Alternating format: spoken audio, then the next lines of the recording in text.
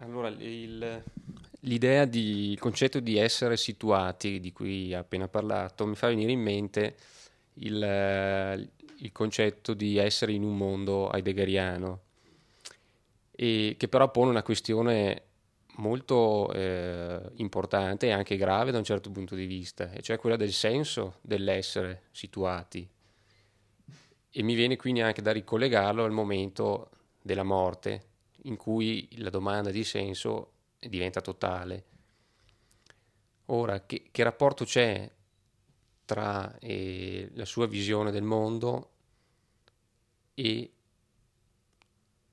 la ricaduta nella vita del singolo che si trova a vivere e a cercare un senso nella vita, senso che magari non trova mai e alla fine, proprio con la morte, se lo trova a vivere in modo totale. E quindi anche la neurofenologia è un metodo che può essere poi utile per affrontare questo momento oppure no?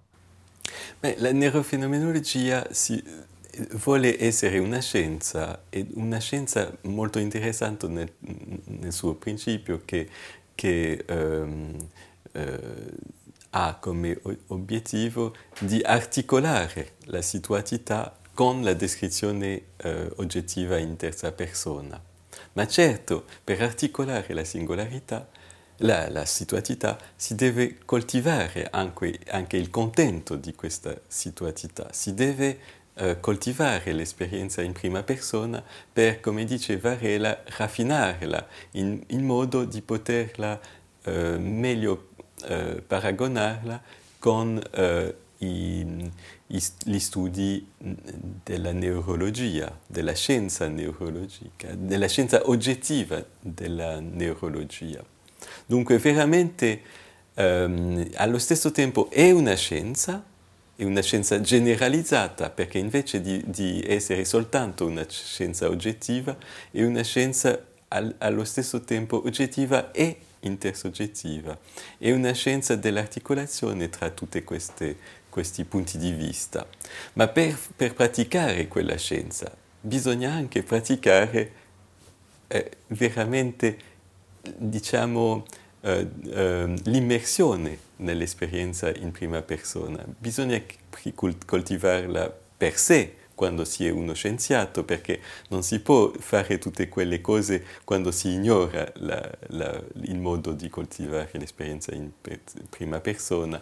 E poi si deve farlo fare dai soggetti che si studiano e con cui si studia il rapporto tra i dati in prima persona e i dati in terza persona. Dunque c'è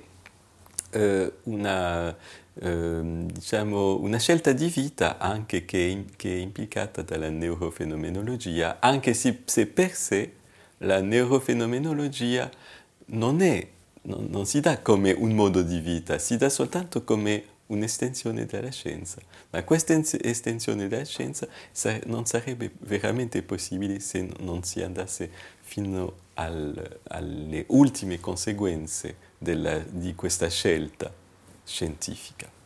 Adesso c'è l'altra parte della domanda, l'altra parte che è più radicale, diciamo, prima sul rapporto tra la situatività e l'essere nel mondo heideggeriano. Tu hai ragione, certo, c'è un rapporto. Ancora una volta l'essere nel mondo heideggeriano è la versione più all-encompassing, la versione più inclusiva, olistica di quella situatività e dall'essere del mondo nel mondo si può, dopo analizzare l'essere nel mondo, come ho detto prima, dicendo l'essere nel mondo è qui, è adesso, è questo, si può puntare verso il corpo, e pure sono io, diciamo. Boh, si può analizzarlo, ma prima dell'analisi viene questo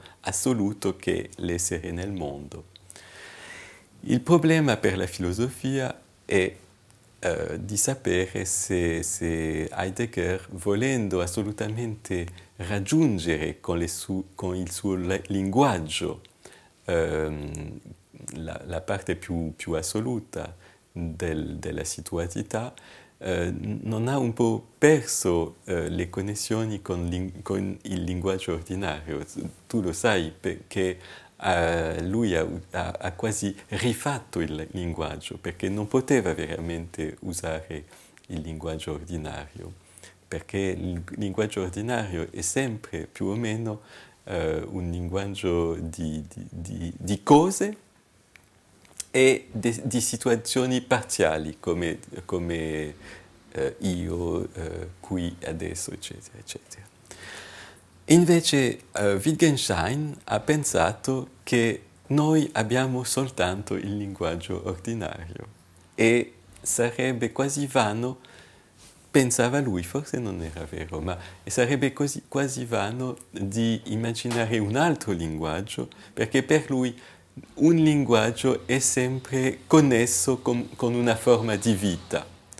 Allora domandavo Wittgenstein, c'è un'altra forma di vita che la nostra vita, la forma di vita ordinaria? Lui pensava di no, ma forse si può immaginare che ci sia una forma di vita diversa della vita ordinaria, una forma di vita, diciamo, del filosofo, una forma di vita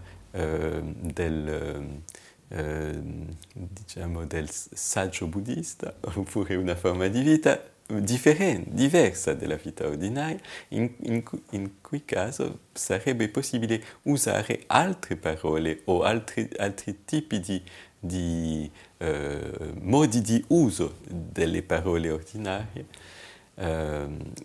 che avrebbero senso soltanto nel quadro di questo di questa nuova forma di vita. Dunque forse è possibile, io non lo so, penso che Wittgenstein aveva ragione di connettere molto fortemente il linguaggio e la forma di vita, ma si possono immaginare altre forme di vita. Una cosa molto importante su questo tema è che si può, per esempio, pensare a che cosa sarebbe la forma di vita di qualcuno che pratica la neurofenomenologia. Uno scienziato che è anche molto addetto diciamo, alla coltivazione dell'esperienza in prima persona, per esempio facendo della meditazione, e in questo caso può dare senso a delle parole che non hanno senso nel modo di vita ordinario. Per esempio, penso a quel che ha detto Nathalie Deprat, che ha lavorato con Francisco Varela, ci dice che quando si pratica la neurofenomenologia si può identificare delle esperienze che una persona ordinaria non può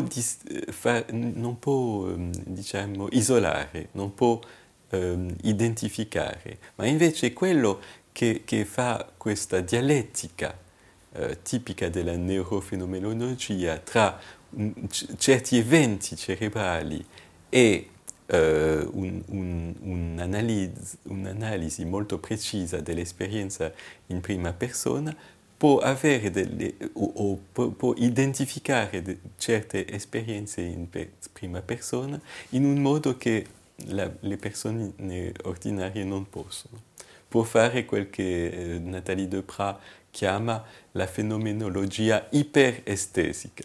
Vuol dire la fenomenologia con un senso molto forte delle distinzioni che sono molto sottili e che in genere non si vede neanche.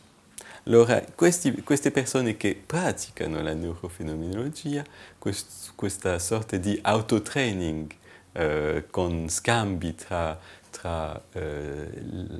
l'esperimento oggettivo e l'esperienza soggettiva, possono creare dei termini che non hanno un equivalente nella vita ordinaria.